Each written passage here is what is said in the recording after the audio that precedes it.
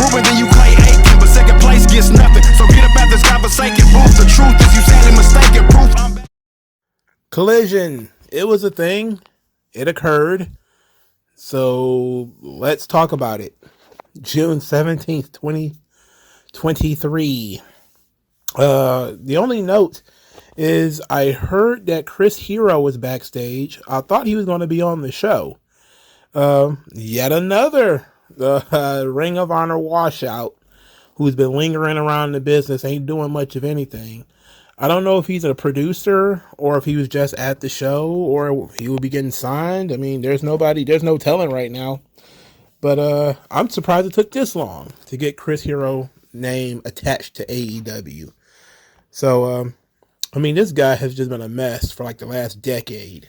Ever since the rapid weight gain, it's been kind of bad for him. But I'm all for guys getting paid. So if he can manage to finagle a paycheck out of this thing, great. If not, well, then disregard for all future listens. Okay, let's get into the show because we started it with Elton John, of all people. The opening song for AEW Collision is Saturday Night is All Right for Fighting by Elton John, which sounds like something that randomly plays in Target. It does not sound like a song to start a high energy pro wrestling show. They look, the title is, did he just pick the title and then say, oh, that title sounds pretty cool, without looking and seeing it's Elton John? When was the last time Elton John got you in the mood to watch a wrestling show? I mean, I know the WWE theme songs are kind of trash, but Elton John? What is this? I feel like I was walking around Walmart during 90 seconds this thing started. This is awful. It is truly awful. This is more Elton John than I've ever listened to, by the way. I mean, why, crying out loud, why in the world would you listen to Elton John? And why would you land on this? Of all the songs that you could pick on planet Earth, why would you pick an Elton John song? And then why would it be this one? I don't know. This is no good. Also no good, the commentary team. Nigel, fine. Jim Ross, barely there. But that Kevin Kelly. Oh, brother, that Kevin Kelly, he is so boring. He is boring. He is just blandly competent, lukewarm, room temperature. Can't stand the man. All right. I've heard him on Ring of Honor, heard him in New Japan. Can't stand the man. All right. He's mid. He's mid as F. Nobody is interested in listening to Kevin Kelly for 3 hours or 2 hours or whatever. Now, the show started out strong, very strong. CM Punk comes out to cut a promo.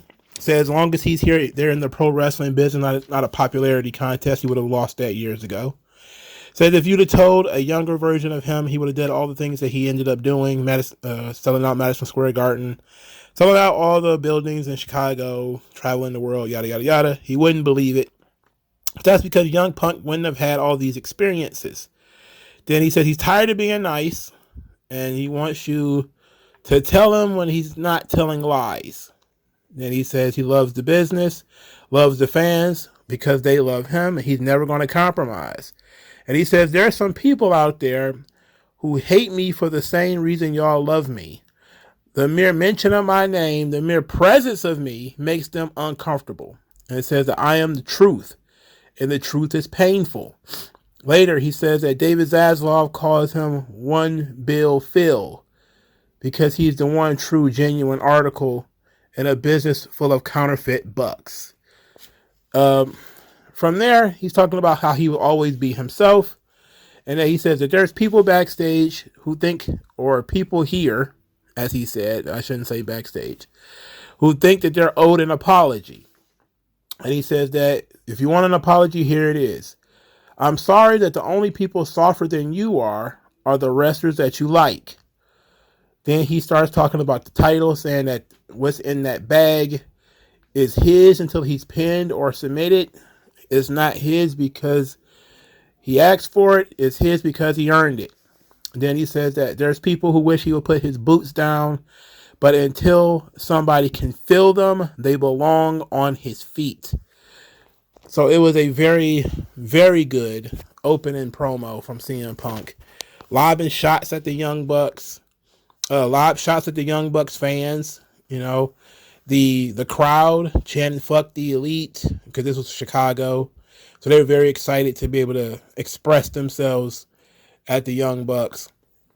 And CM Punk really beat the drum. You know, he's never going to compromise, never going to apologize, always be himself, and shove it if you don't like it. So I mean, there wasn't much more to it.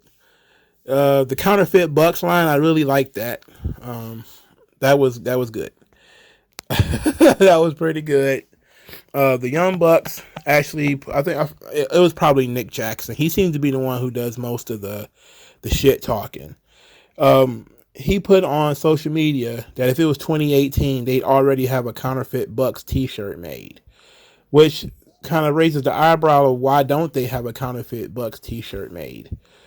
It probably will by the morning. You will know by the time this video is all the way through whether they decided to do it or not.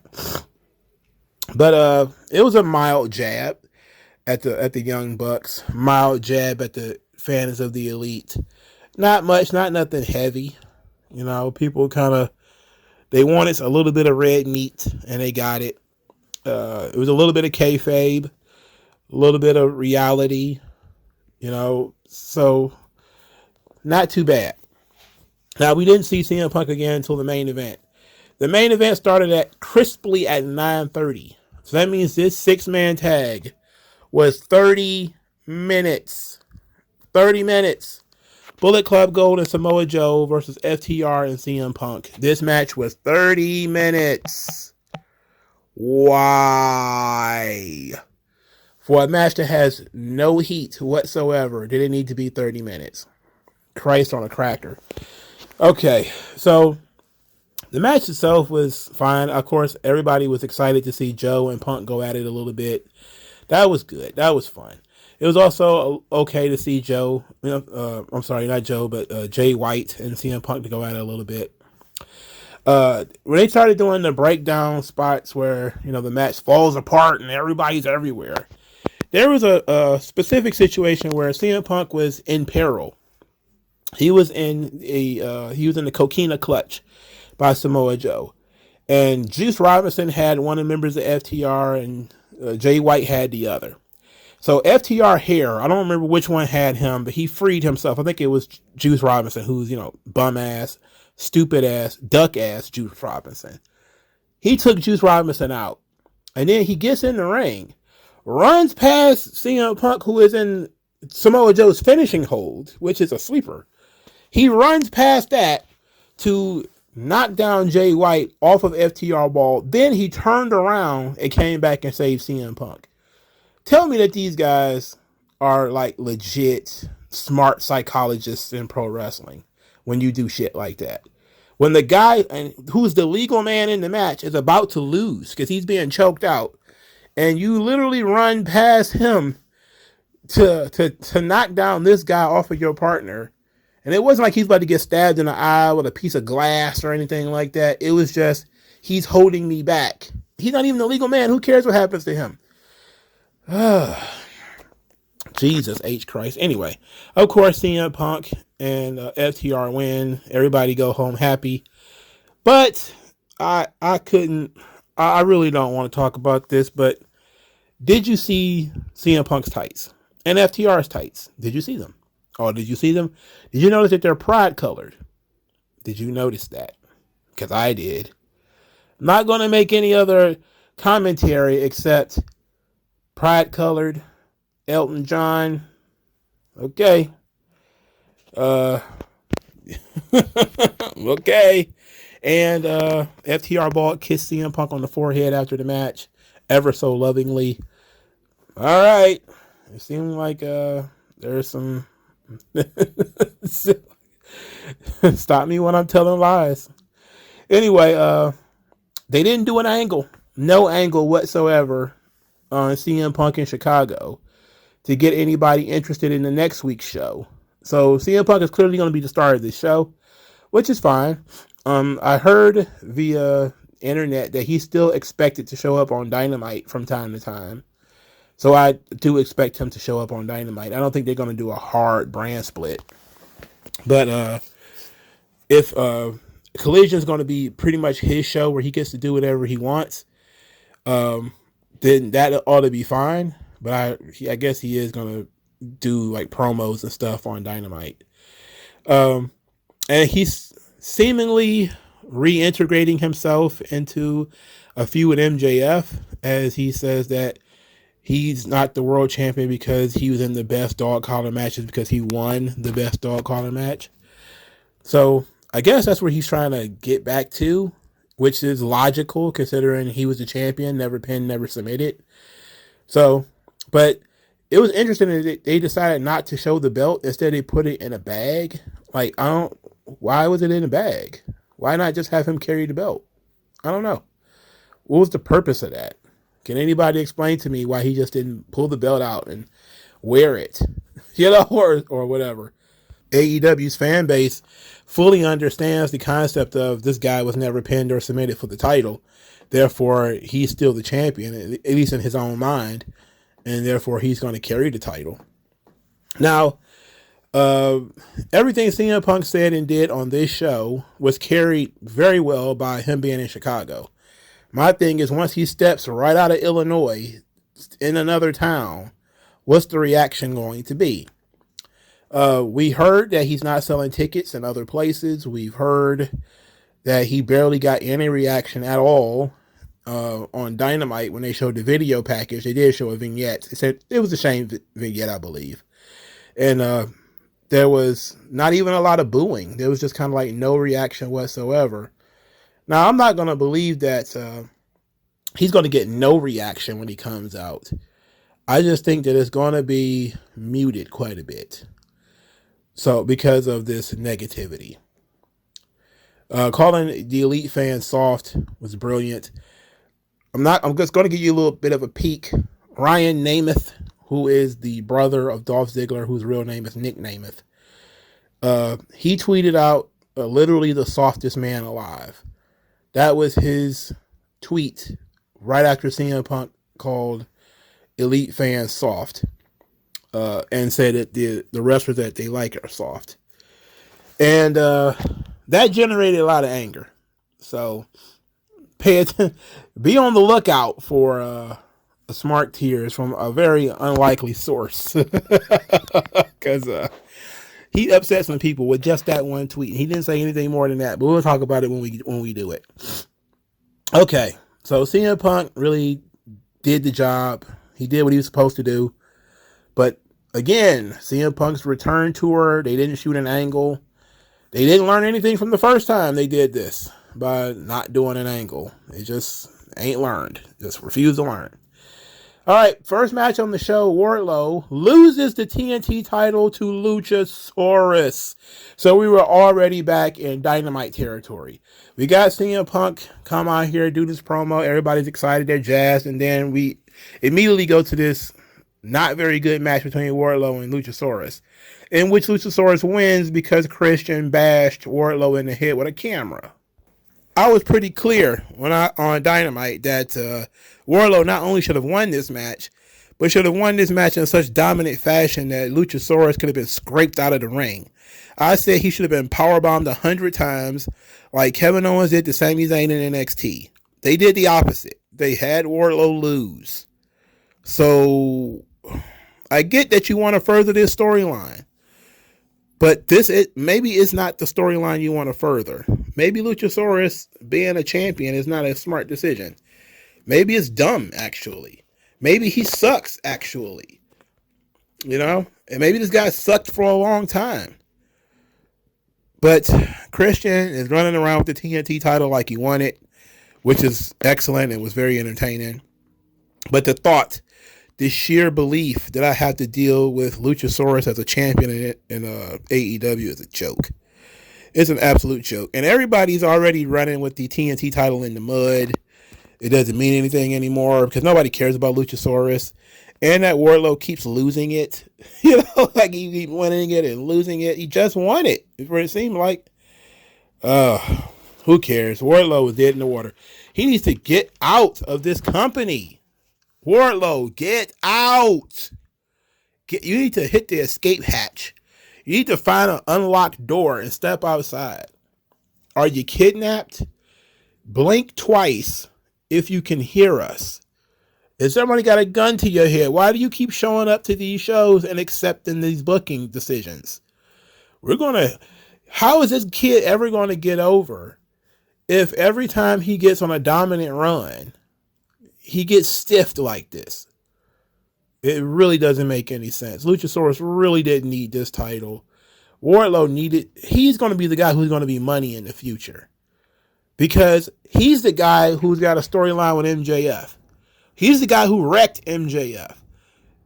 Isn't the last pinfall loss MJF took to Wardlow via powerbomb and essentially a squash match?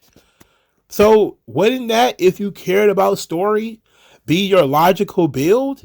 For Wardlow to crush everybody and then stand up and say, the last person who beat MJF was me. The next person who's going to beat MJF is me. And that's it. That's it. That's the story. That's all you really need to do. And yet, he's having trouble beating Luchosaurus. Oh. Woo-wee. This stinks. Ugh.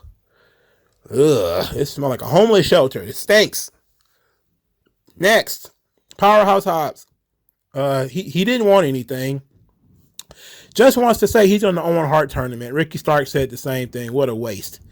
We were teased with these two guys, and this is all we got was, I'm going to be in the Owen Hart tournament. And I was like, boo. No, boo to a goose. Nobody cares about this. The Owen Hart tournament, everybody forgot about it last year anyway. What did it evolve into? It evolved into Adam Cole doing a bunch of jobs for Hangman Page. Nobody gives a shit. Moving on. Buddy Matthews and Andrade El Idolo. Look at me. Look at me. And Andrade wins the match with the figure 8, which was a really good finish. I appreciate that. The match was very lengthy, back and forth. Great welcome back chant for Andrade. This is probably the biggest reaction he's gotten in AEW ever, was coming here. It was a very competitive match. I don't know if there seemed to be maybe some injuries here. Maybe both of these guys got hurt. Who knows? But there was medics involved and everything, so I don't know what the hell happened here. Andrade is coming off of an injury, so maybe they figure he might have aggravated something. But, okay. After the match, Andrade tries to shake hands with Buddy Matthews. Matthews refuses. Then the lights go out. House of Black shows up. Then they jumped Andrade and beat him up. So they're turning Los Ingobernables babyface. Now, interesting thing here is Roosh and Dralistico, the other two members of Los Ingobernables. I guess that Vance kid is in there too. I don't know how that works. I don't know. Roosh is not in the country because he's had visa issues.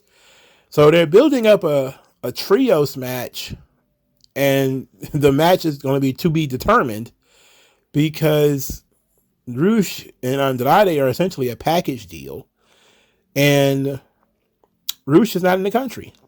So, in more Roosh news, that's, just in case you guys might be interested, he also quit AAA. He just walked out. Him and his dad. They said they quit. They quit AAA. They left. Lucha Blog, aka Cubs fan, that he has been suggesting that perhaps Roosh has been trying to get out of AAA, and he only had a 1-year contract in AEW, and that he's probably going to let it lapse because him and Andrade want to go to WWE. That is the suggestion. It's not a fact. It's just something that's on the lower rungs of the rumor mill.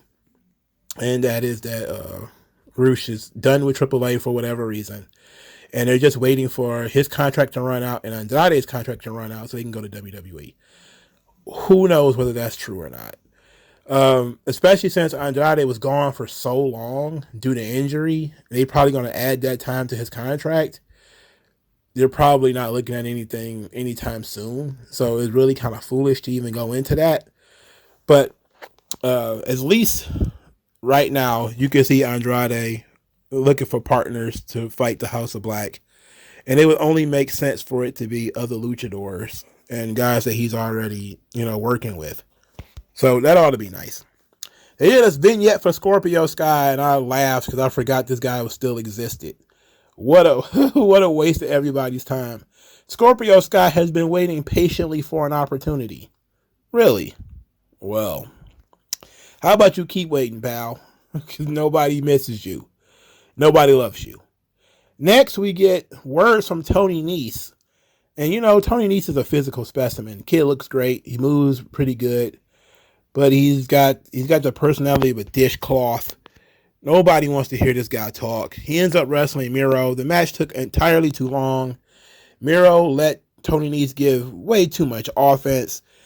I mean, Miro was an absolute murderer, a killer, a destroyer.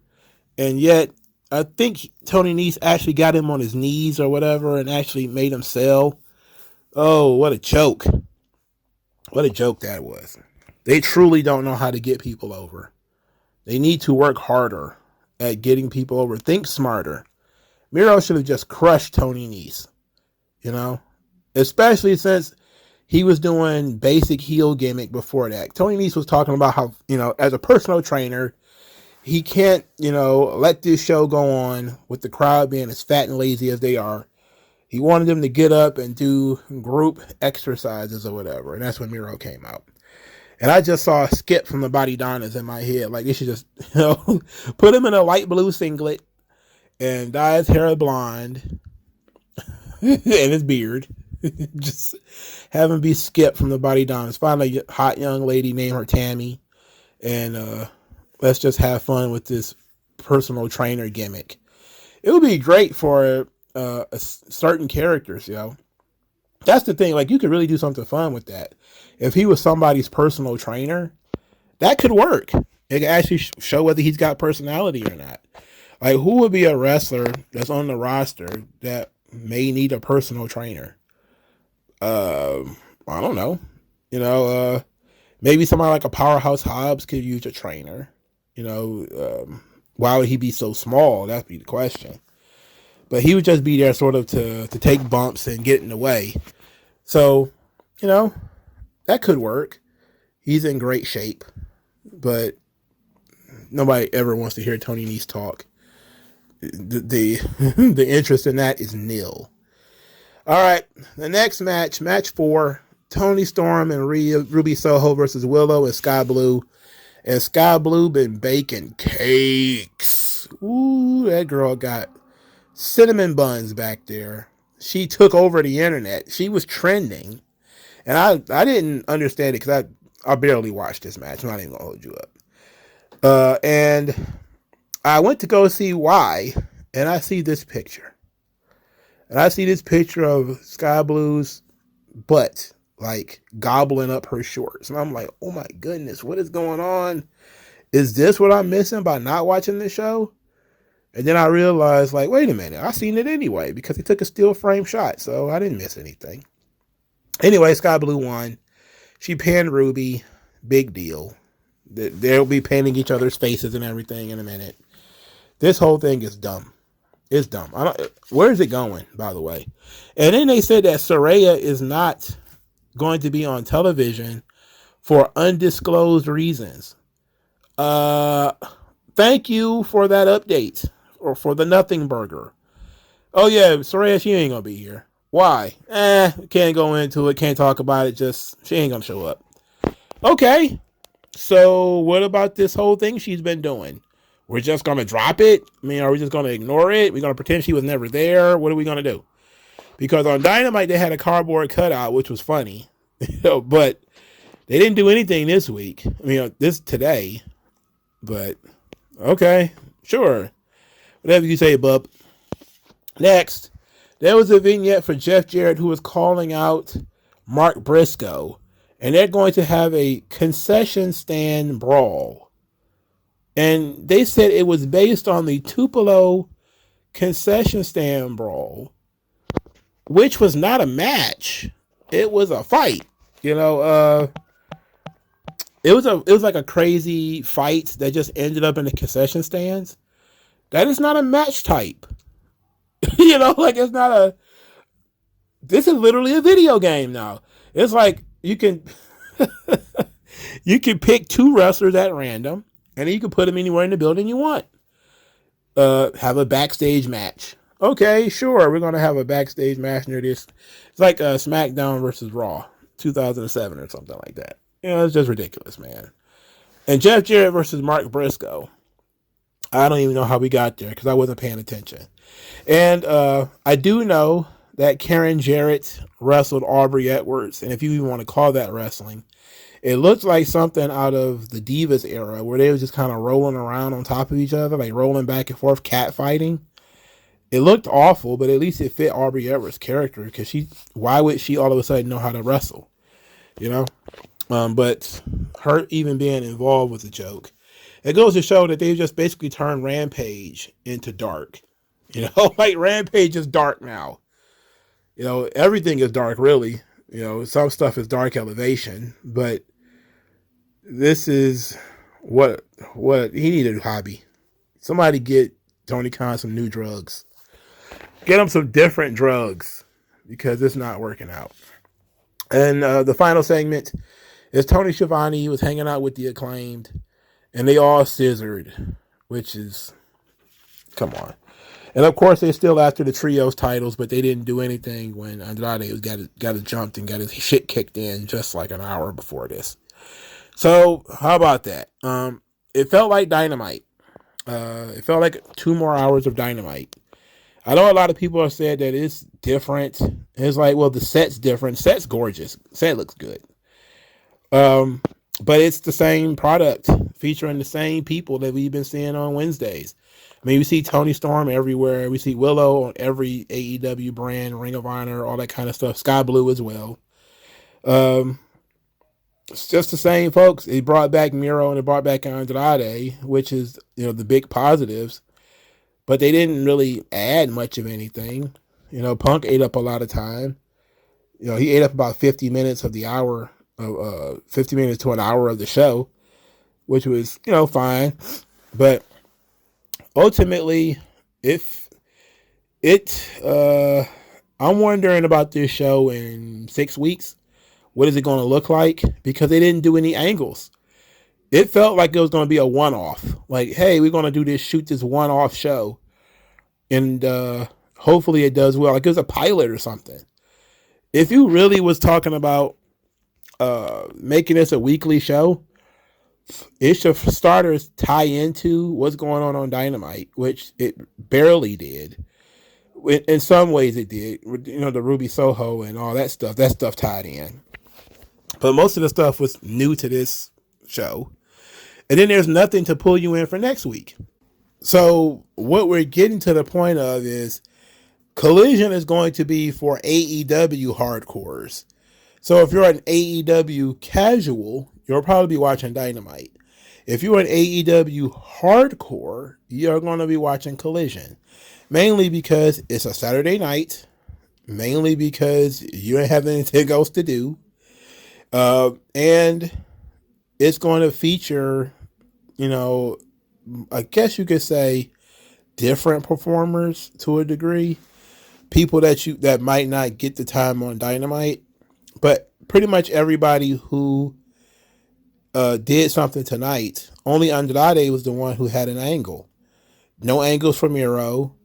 No real angle for like Sky Blue or anything else that they did. Just nothing. If you feel like somebody's a big enough star for you to promote them, it should be a big enough star for you to do an angle or something with, in order to get people interested in what they're going to be doing in the future. They chose not to do that. I don't know why they chose not to do that. But here it is. It's just They made it simple. Hey, here's a bunch of wrestling and a couple of vignettes for like Scorpio Sky, who can go clean gutters for all I care.